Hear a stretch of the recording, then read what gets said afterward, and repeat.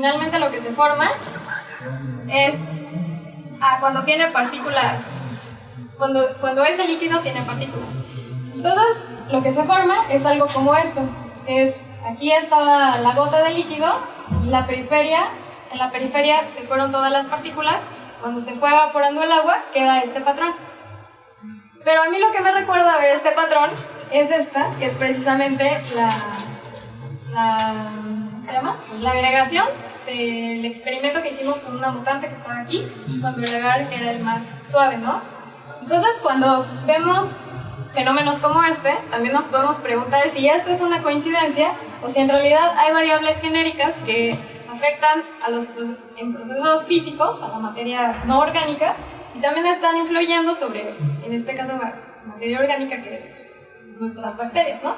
No nada más este fenómeno, sino cuestiones, por ejemplo, de tensión superficial, que pues sí son relevantes porque les decía que las bacterias pues, caminan arrastrándose en el medio, etc. La disponibilidad de agua debido a la rigidez del medio o otras variables de este tipo, a las cuales llamamos genéricas. Oye, al menos en el fenómeno del anillo de café, ¿cuál es la explicación simple? Pues solamente eso, que cuando tú pones una gota, dependiendo de la tensión superficial del medio en la que le estás poniendo, las partículas se pueden quedar más suspendidas en la partícula, en el líquido como homogéneamente, o pueden distribuirse hasta las orillas. Cuando se distribuyen hasta las orillas, se va secando como la gota del centro, y las partículas se siguen dispersando a la orilla, y entonces cuando la gota queda seca finalmente, todas las partículas quedan en la orilla. Y es tensión superficial porque también las partículas no es como lo suficientemente pequeño para que puedas hablar de difusión ahí dentro donde está Pues creo que sí, también influye un poco. Por ejemplo, se dice que si las partículas son alargadas y cosas así, no ocurre esto. Que, por ejemplo, en nuestro caso, sí tenemos partículas, células alargadas. Sí. A mí se me ocurre que en el caso de... Yo me quedé pensando en eso, y se me ocurre que en el caso del anillo de café es una cuestión de energía cinética, es decir, está caliente, vamos a poner por caso, y se empiezan a mover las partículas, pero en el borde hacia la taza, ahí hay un potencial de enfriamiento mayor pues por el contacto con el metal, con la taza misma, con el material. Entonces, y eso hace que la energía baja disminuya y entonces se acumulan allí, ya se mueven. Ok. Sí, pues... Entonces sí podría haber algo aquí que fuera un análogo, no sé. Sí, o sea, variables genéricas, o sea, físicas, mecánicas, pues llamémosle física, ¿no? Entonces no sé, pero podemos encontrar otras muchas, o no sé si muchas, pero puede haber algunas que explican algunos de los fenómenos que estamos viendo y que no son explicados solamente con variables genéticas. Exacto.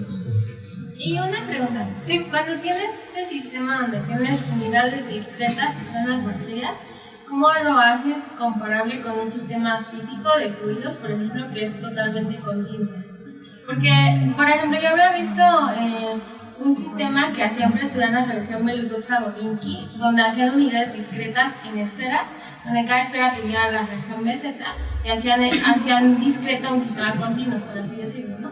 Entonces, o sea, no sé qué tan factible se hacer como las analogías, por ejemplo, con lo del café, si en este sistema tenemos cosas que son muy puntuales, que son células, que son muy grandes, ¿no? Comparativamente con cualquier partícula de otro sistema. Sí, pues en realidad, ¿cómo pasar de un sistema a otro? O sea, yo no lo sé exactamente porque pues, no soy física, ¿no? Y además porque esto es algo que estamos descubriendo, o bueno, no descubriendo, estudiando estos fenómenos hace días, ¿no? Y pues yo lo quise poner aquí, pero tampoco no soy experta en eso. La única semejanza que se me hizo por ahora es que aquí pues, tienes un líquido y tienes partículas que son contables, que tienen un tamaño, una forma, y que la distribución de esto o el fenómeno físico que hay detrás de esto depende de eso, de la cantidad de partículas, de la forma de las partículas, de la temperatura de la gota, y todas esas son variables que también están en nuestro experimento. Entonces, sí, para hacer una analogía de, miren, esto pasa aquí y es igual a lo que pasa acá, sí tenemos que ser más rigurosos, ¿no? Pero como para permitirnos abrir el panorama y tener más variables, estamos buscando como procesos que pudieran estar influyendo y que no necesariamente son genéticos únicamente. Y entonces, pues bueno, lo que sigue ahora en nuestro proyecto para poder tener más conclusiones es que para cada una de las mutantes y los medios que les enseñé, pues tenemos que tener evidencia que pueda ser precisamente analizada cualitativa, pero también cuantitativamente. Y lo que estamos haciendo es tomar unas fotos de los cuerpos fructíferos que se verían algo así, y entonces pensamos teniendo unos patrones de, pues esta nada más es la binarización de la imagen, ¿no? Entonces, como que analizar el patrón completo, como para ver también si algunos patrones son más complejos que otros, etcétera, y analizarlo más puntualmente, como medir el tamaño de los cuerpos fructíferos, la distancia entre ellos, si su forma es regular en todo el patrón o no, etcétera. Entonces, igual si alguien tiene una idea después, pues puede compartir. Sí, ¿no puedes usar ahí como computer vision para... ¿Con qué? Computer vision para hacer todo eso que decía? No sé qué es computer vision. Sí, son algoritmos que te cuentan cuántos son de cuánta área y eso. Sí, pues vamos a usar algunos algoritmos, pero, o sea, además de como qué algoritmo usar, queremos pensar más sobre qué variables analizar en cada patrón y ver qué tanta más complejidad hay en un patrón que en otro. Y ya se me olvidó la última cosa. Pero pues, creo que eso es todo por mi parte.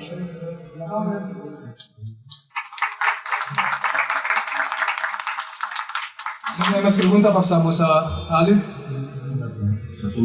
Hay una manera de distinguir los distintos fenotipos, o sea, haz de cuenta, tú estás mencionando ahí que cada uno de los mutantes, de los fenotipos mutantes, hay como ciertas características, ¿no? Cada uno de esos fenotipos, o sea, hay una manera cuantitativa de establecer eso, o sea, justo un poco retomando lo que estás mencionando al final, ¿no? De maneras de cuantificar algo de los patrones, o sea, ¿alguien ha propuesto algo antes?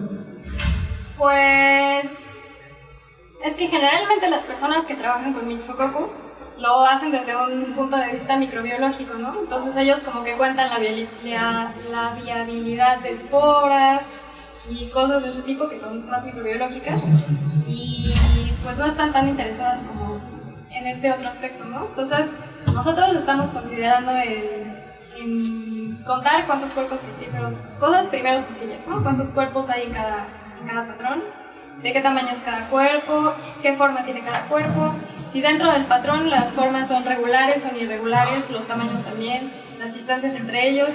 Por ejemplo, Alessio ha propuesto como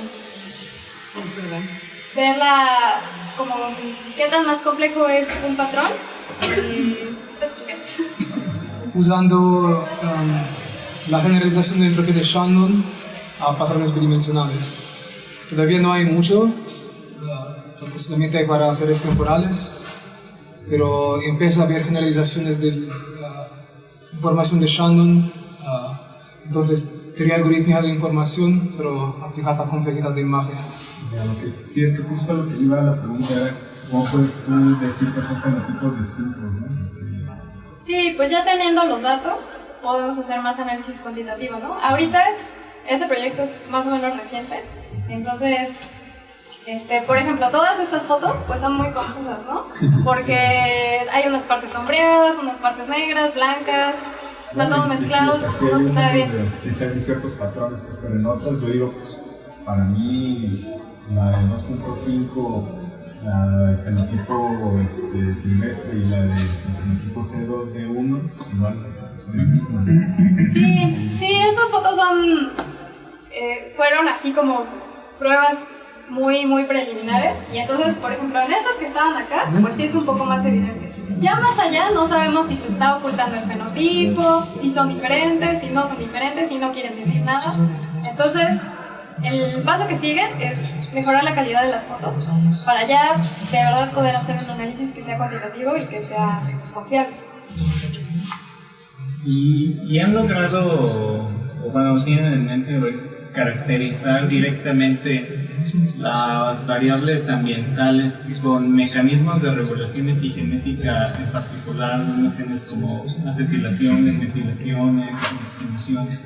O sea, que ya logren ligar directamente los mecanismos de regulación epigenéticos con los factores ambientales.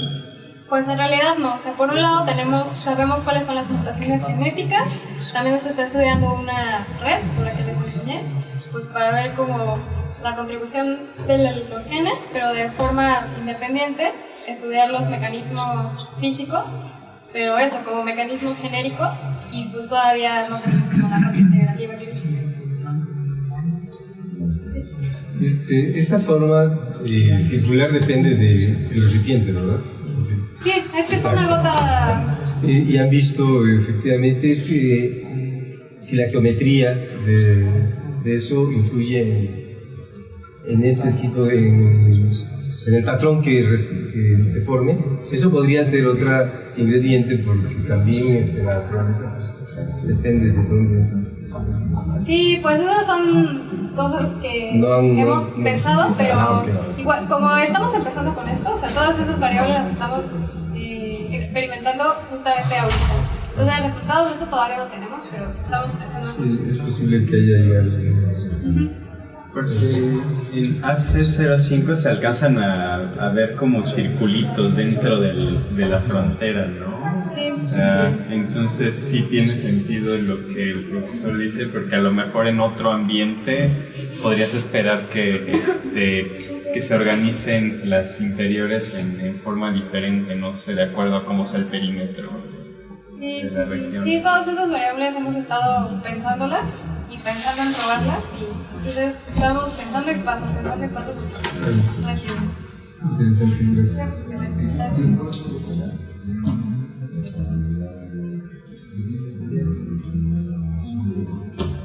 Bueno, del micrófono falló la camarita. Siguen en el celular. Pero no se preocupen por el micrófono. Sí, una disculpa. No, estoy bien. Pero siguen en el celular.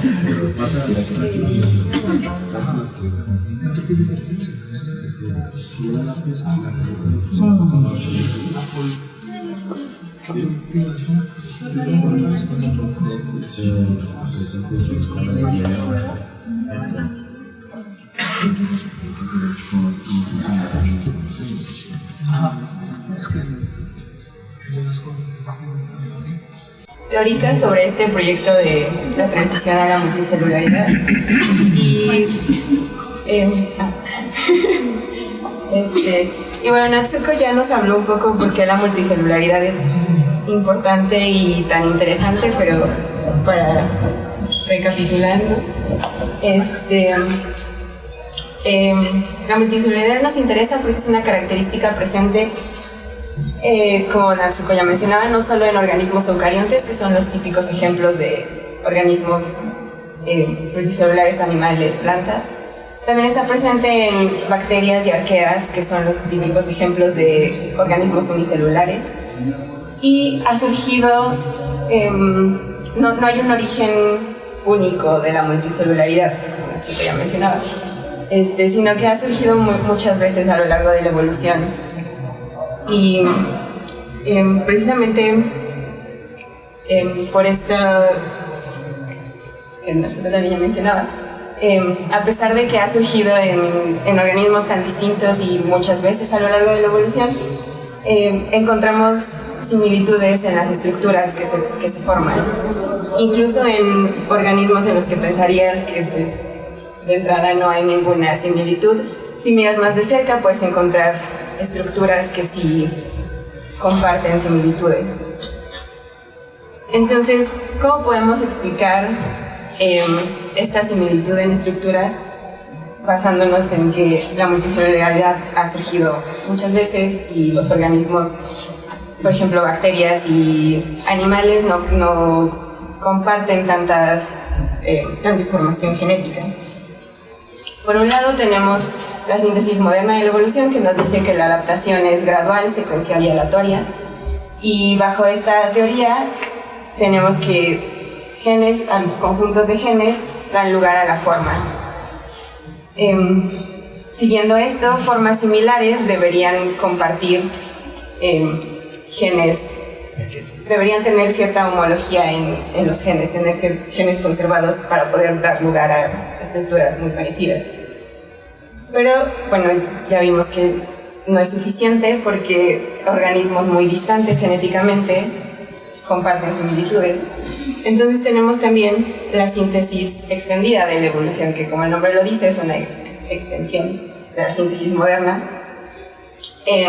donde entre otras cosas se toman en cuenta los principios físicos, el papel de los principios físicos y los comportamientos emergentes que surgen a partir de estos y su importancia en la evolución. Entonces, bajo esta teoría, no son solo los genes los que determinan la forma, sino también estos principios físicos, que es un poco de lo que Natsuko mencionó en la charla. Dentro de este concepto se propone, bueno, dentro de esta teoría se propone el concepto de Dynamical Patterning Modules, o DPMs, que básicamente son una o más moléculas presentes desde un inicio en los organismos unicelulares que integran estos principios físicos y al hacerlo ganan una nueva función que es relevante para formar estructuras multicelulares. Y entonces, utilizando este concepto, ya no es genes forman, sino que mediante los DPM se integran tanto genes como principios físicos para dar lugar a la forma.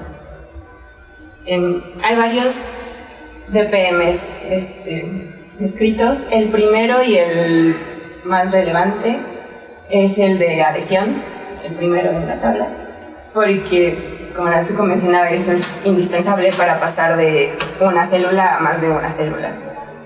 Si no pueden mantener contacto unas con otras, se desintegran y ya no tienes un organismo multicelular. Y una vez que estás aquí, que ya tienes un conjunto de células, entonces actúan ya los demás DPMs y, por ejemplo, otro DPM llamado LAT, que es de inhibición lateral, lo que hace es propiciar la coexistencia de dos tipos celulares distintos. Y hay varios ejemplos, varios estudios sobre este proceso de inhibición lateral, que demuestran que si tienes, en este caso, un activador que actúa localmente y un inhibidor que difunde y actúa en las células vecinas, puedes generar patrones en donde coexisten dos tipos celulares. Es importante recalcar que aquí no se está definiendo qué tipo de celulares se forman, simplemente el activador dice, ok, sí, el activador dice yo soy tipo A y el inhibidor dice mis vecinas no pueden ser tipo A, pero no determina qué tipo celular van a ser. Entonces, de esta forma puedes llegar a un agregado de células con tipos celulares coexistiendo, diferentes tipos celulares coexistiendo. Y dependiendo de qué DPMs entren en acción, como la combinación de ellos y el orden en el que actúen, puedes generar distintos patrones para formar estructuras más complejas. Y bueno, ¿cuáles son los componentes de estos DPMs? Sabemos que los genes pueden producir factores de transcripción, enzimas, proteínas estructurales, etc. Y este concepto de DPMs fue descrito en animales. Entonces, lo que dijeron fue, ok, en animales tenemos factores de transcripción y todo lo demás que no es factor de transcripción. Y los factores de transcripción lo que hacen simplemente es regular la producción de todo lo demás que no es factor de transcripción. Y entonces, ellos por sí solos no pueden generar patrones, simplemente determinan la producción de los demás componentes moleculares y determinan diferentes tipos celulares.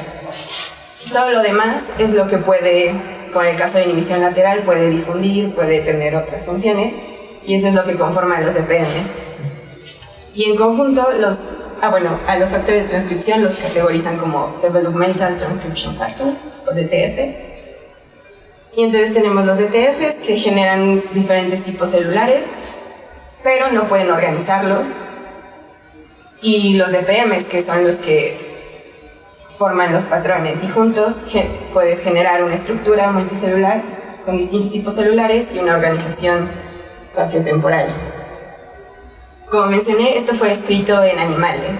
A la hora de intentar extender este concepto de DPMs a plantas, se identificaron los distintos DPMs, pero en plantas es bastante conocido que los factores de transcripción no se limitan a regular producción de todo lo demás, sino que ellos también pueden difundir y pueden ejercer su función en células vecinas o células más alejadas, y entonces no puedes hacer esta distinción tan drástica entre DTFs y todo lo demás. Entonces en plantas lo que propusieron fue todo puede formar parte de los DPMs. Cualquier gen puede formar parte de los DPMs. Entonces tenemos por un lado los DPMs descritos en animales, por otro en plantas, y no tienen la misma estructura.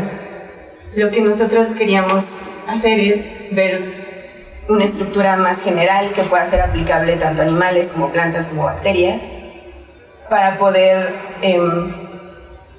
que fuera aplicable en todos esos y que fuera comparable entre ellos al mismo tiempo, porque aquí, como han sido descritos los DPMs en animales y en plantas, realmente no los puedes comparar porque no están compuestos de la misma forma.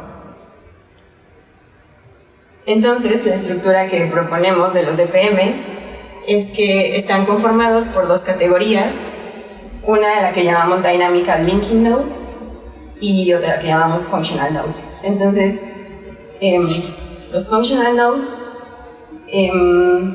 son los genes que determinan la identidad del DPM. Como vieron en la tabla, había muchos tipos de DPM, depende si son adhesión, inhibición lateral, polarización, etc.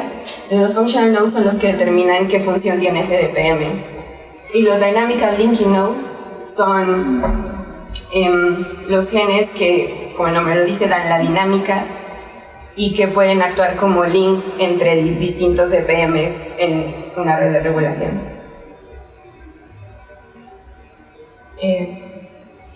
Bueno, esta estructura surgió a partir del análisis de la red que ya les había presentado antes, la red del desarrollo de Myxococcus santus. Lo que hicimos fue tomar los genes que se saben son esenciales para el desarrollo de esta bacteria, para la formación de cuerpos fructíferos, etc. Y tomando la función biológica anotada de estos genes, los categorizamos en distintos DPMs. Entonces aquí podemos ver, eso parece que es el mismo verde, pero en teoría esto era azul. Podemos ver distintos, aquí podemos ver los Functional Nodes, y aquí, si se ve, los Dynamical Linking Nodes, que juntos forman lo que serían los DPMs de la red. Es importante recalcar que usamos, para categorizarlos en los DPMs, utilizamos solamente la función biológica anotada sin ver la red. Y a la hora de identificarlos en la red podemos ver que se agrupan. Por ejemplo, no tenemos un morado aquí y otro morado por acá. Por eso es importante también, este verde es distinto de este verde. Y bueno, realmente ambas categorías, tanto Dynamical Linking Nodes como Functional Nodes, son importantes, por lo que veremos a continuación.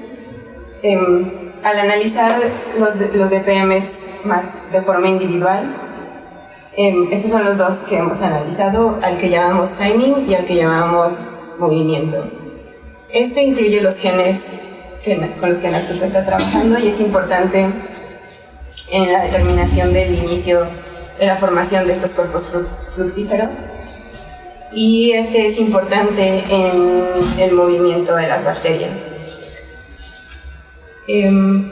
Podemos ver que la topología de ambos, aquí como corazón del DPM, es la misma que este otro DPM. Sin embargo, se ha reportado en la literatura y en otros trabajos que este sistema, estos genes, se expresan de forma oscilatoria, son un oscilador. Y este gen en particular, el que sería el Dynamical Linking Node, no oscila, sino se activa de forma transitoria durante el desarrollo de Myxococcus anthus. Y de hecho esto lo presentó Juan Arias el semestre pasado en una presentación de epidemia. ¿Estos DPMs son propuestos por ustedes o equivalen a algunos de los de la tabla de Newman y Bartlett? Los DP... de Timimov. Ajá, Timimov no, los demás sí. Ah, o sea, los de Timimov los proponen ustedes. Sí. Ah, ok. Olvidé mencionar eso, sí.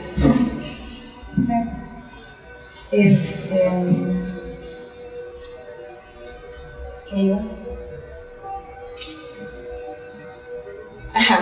Entonces, a la hora de analizar la dinámica, cómo se comportan estos DPMs, es donde notamos que tanto los Dynamical Linking Nodes como los Functional Nodes son importantes para el DPM en sí.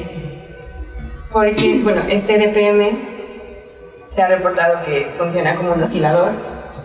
Y si quitamos el Dynamical Linking Node, realmente el sistema no oscila.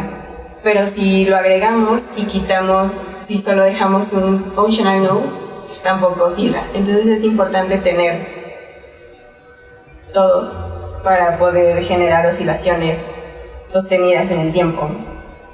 Y realmente las oscilaciones aparecen desde que agregamos otro Functional Node aquí. Y parece ser parte como de un principio más general en el que entre más nodos intermedios o functional nodes agreguemos, las oscilaciones se vuelven más no lineales y se comportan un poco más como oscilaciones de relajación, que son más robustas. Entonces, esto es algo que queremos analizar con más detalle, pero hasta ahora no lo hemos hecho. Y bueno, viendo ambos DPMs que comparten, como dije, esta estructura oscilatoria, si vemos el plano fase de ambos, la geometría es similar, pero vemos que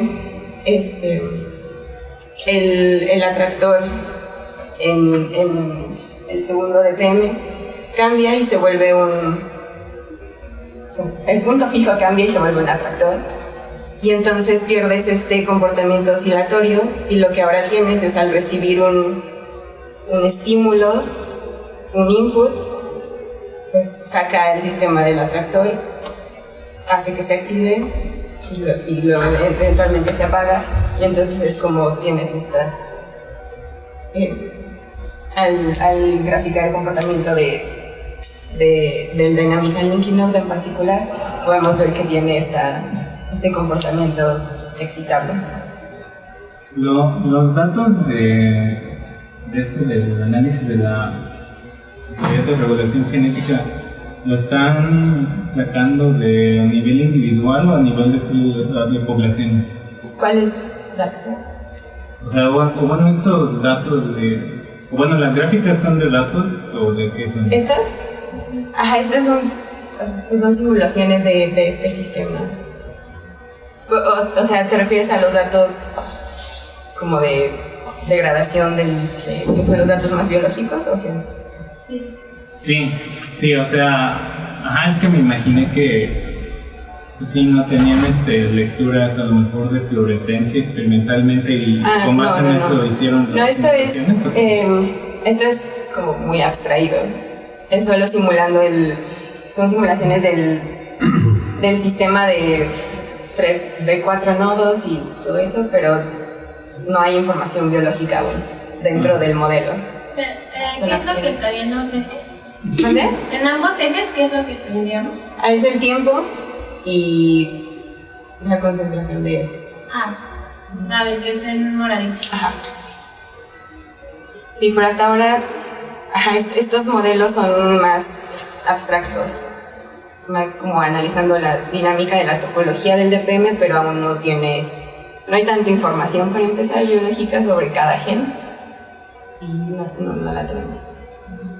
Y entonces, bueno, si no es mucho, ¿qué suposiciones tienen debajo del cofre esos modelos? O sea, por ejemplo, las flechitas en términos de las ecuaciones que representan, ¿no? Porque pues una flechita, por ejemplo, puede representar un término positivo en una ecuación, o puede representar un cociente que se hace pequeño y otro término se hace grande, algo por el estilo, como hacen los modelos de revolución bioquímica, ¿no?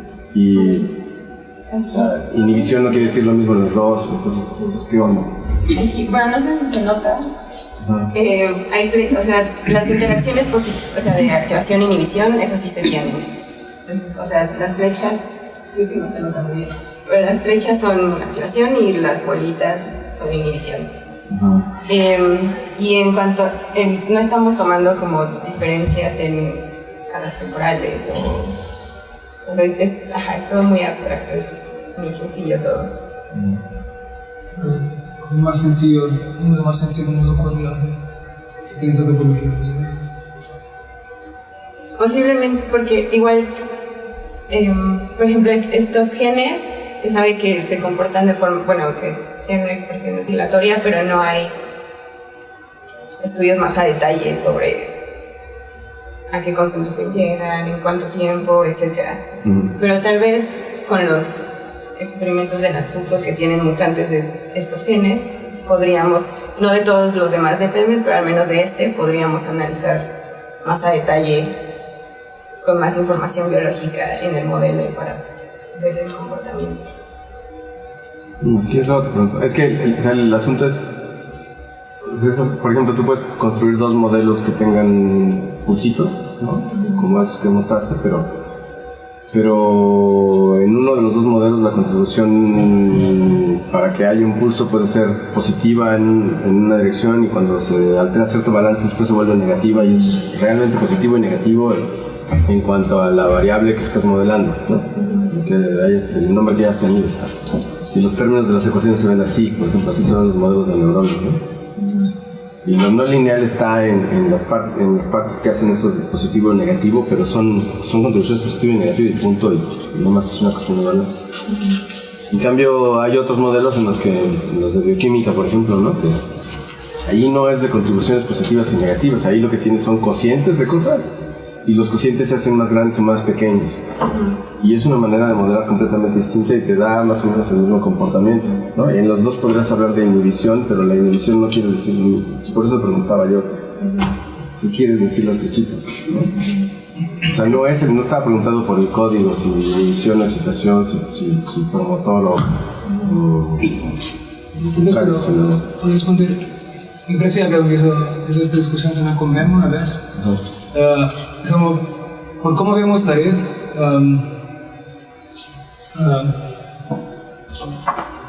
la flecha de excitación de X a Y es equivalente a la derivada de la dinámica de Y respecto a X más que C.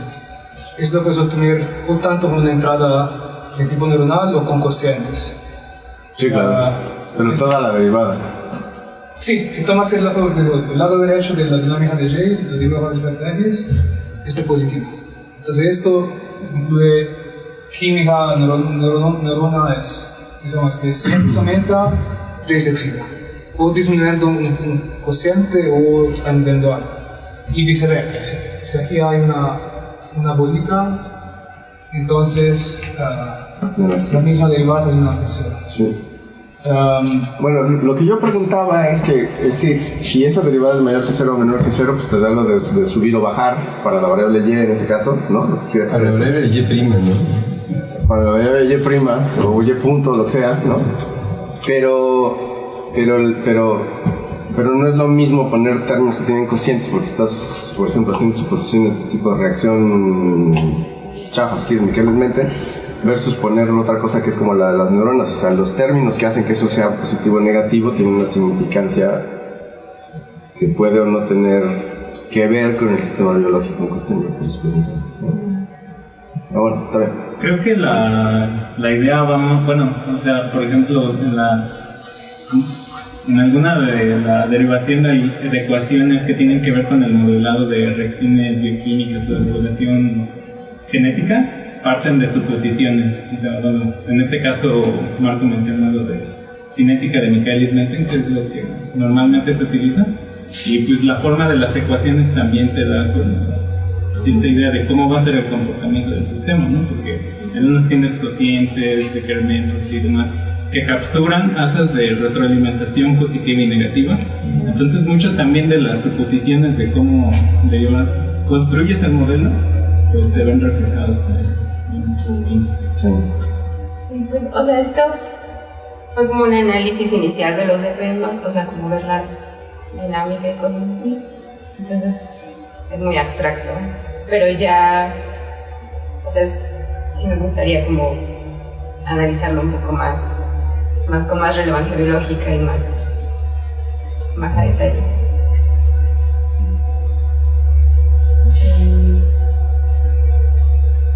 Bueno, realmente será todo.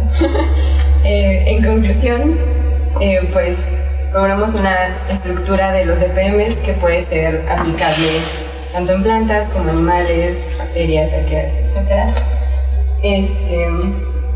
Y este concepto de DPMs nos podría ayudar a explicar las similitudes que vemos en las estructuras multicelulares en organismos que son muy distantes genéticamente.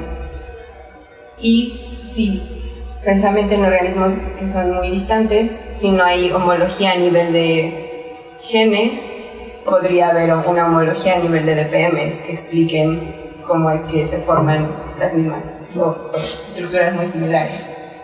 Y en el futuro nos gustaría analizar pues los demás DPMs y estos con más detalle de Myxococcus anthus, y hacer el mismo tipo de análisis en una amiga que se llama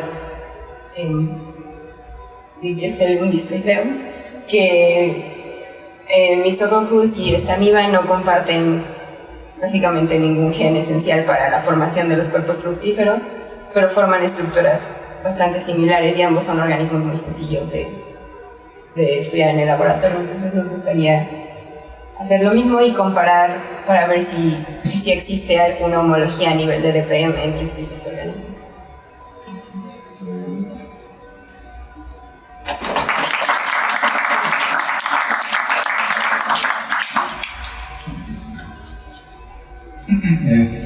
Una pregunta.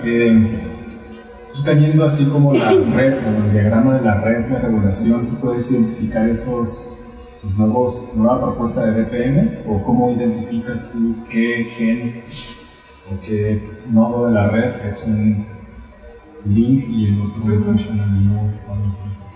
Pues bueno, la categorización de cada gen no fue hecha basándonos en la red, fue hecha basándonos solo en la función biológica, ¿no? En la literatura y GOs y esas cosas.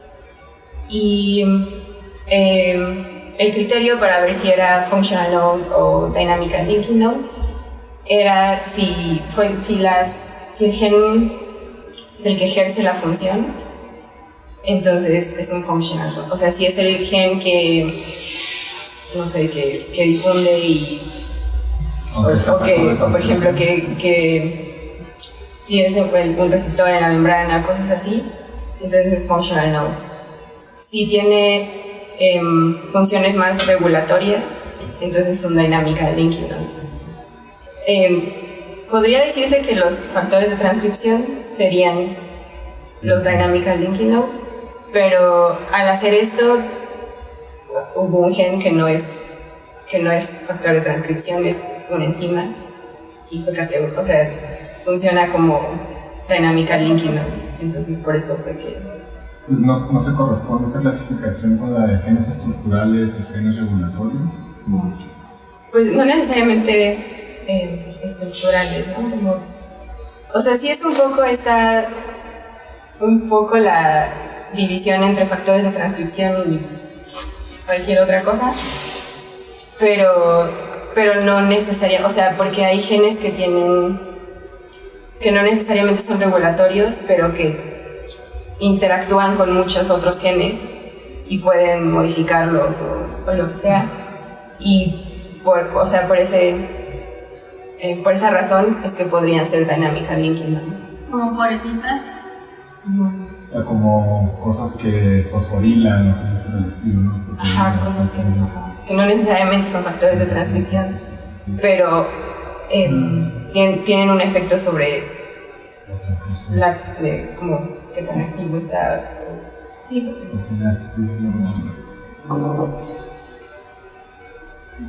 Bueno, yo tengo un par de preguntas. La primera es, al final mencionaste sobre encontrar una homología entre estos DPMs y quizás en Diplostylium discoideum con respecto a Mysococcus canthus, ¿no? Entonces, aquí hay como, creo, una complicación, pero igual y no, porque no estoy segura de que la estructura de estos DPM sea meramente genética, pero si tienes, por ejemplo, factores físicos, de variables físicas que están actuando en tu organización, o sea, que están formando parte de tu DPM, ¿cómo podrías crear un concepto de homología en algo que no se puede heredar? Por ejemplo, está el DPM de lo que forma el lumen, ¿no? De las células que tienen ciertas misotropías y entonces van a formar un hoyo en medio y pues muchos lúmenes o tubos se van formando así. Sin embargo, no quiere decir que todos los tubos que tengas en vertebrados o bueno, vamos a decir encordados, sean homólogos entre sí en un concepto histórico de la homología, ¿no? Entonces, ¿cómo se podría definir la homología en DPM? Bueno, no sería en sí como heredable, sino ver si tienen el mismo tipo de DPM y si estos DPM tienen la misma estructura topológica, digamos. Tal vez no idéntica, pero como... Ella estaba hablando no de DPMs homólogos, sino más bien una cuestión más análoga, porque precisamente lo que dijo es que son organismos que están muy distantes entre sí y que tienen muy pocas... Sí, ¿no? O sea, ¿hablabas de homología biológica? No.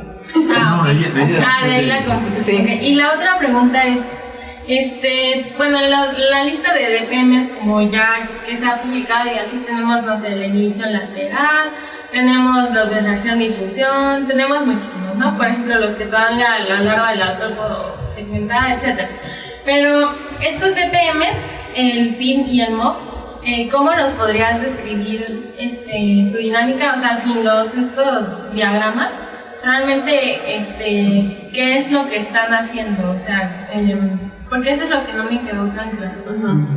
Bueno, pues fue a la hora de clasificar los genes en DPMs, no supimos estos genes en qué DPM, o sea, de acuerdo a los ya descritos por Newman y todo, no supimos en qué DPM de esos entraría. Entonces fue que el de TIM, esos genes es como una cascarita de regulación que influyen en qué momento se inicia la formación de cuerpos fructíferos. Entonces lo vimos como algo como timing, como algo que puede como determinar... Como de ritmo... Bueno, no, sí, determinar que... Ajá. Y el otro es los genes están involucrados en cómo se mueve la bacteria, tanto cuando está en vida libre como en el desarrollo, porque la forma en la que se mueve cambia. Pero entonces digamos que ambos DPM son puramente genéticos o tienen influencia epigenética. No. O sea, son... Los DPM son puramente... Porque si tuvieras, por ejemplo, todos los demás del mismo animal, tienes cierta fuerza física o condición ambiental que te está deteniendo el amor por un tiempo. Entonces, igual y esto se podría ver más como un motivo de redes, ¿no? De redes genéticas más con detalle. Entonces, si tomas en Newman se toma determinada segmentación, este es un oscilador puro, que no hay una fuerza física asociada. Y esto es un poder mismo idea, digamos. Uno determina el tiempo en el cual principia algo y el otro determina cómo te mueves. En los DPMs que yo sepa no hay necesariamente una variable física involucrada. O epigenética. No. De factor de transcripción. No. Es más un principio de organización de la red. Que sí, para mí es muy similar al motivo. Digo, para mí hay... Sí. Otra pregunta, pero por ejemplo, ¿han modelado esto como un sistema discreto, o sea, como con redes booleanas o algo así?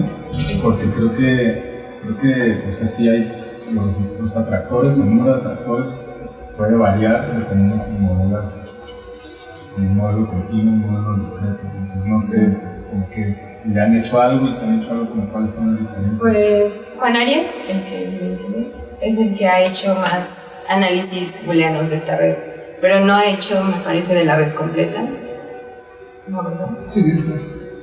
¿Pero completa o solo...? No mostraste. Ajá. Ajá, él ha hecho... También, o sea, también ese que tú caracterizas como un oscilador también se comporta como un oscilador. Sí, por eso no sé, porque según yo Juan no incluyó ese en su modelo. Lo que sí incluyó es el de timing. Ajá, él modela los genes esenciales, que son los genes que están coloreados. No, perdón, porque los morados no estaban incluidos. Modela una lista de genes, incluyendo los de timing. Y en su modelo llega a 4 atractores distintos, en los que todos MRPC, este gen, está apagado en todos. Pero a la hora de ver cómo se comporta en el tiempo, se activa de forma transitoria. Entonces, eso es lo que se ha hecho más en modelos booleanos. Y aquí pasa lo mismo.